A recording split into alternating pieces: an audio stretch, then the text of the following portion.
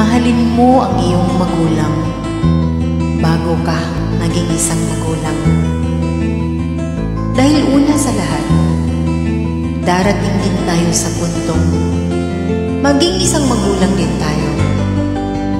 At lahat tayo pinapangarap na maging isang mabuting magulang at magkaroon ng mabuting anak.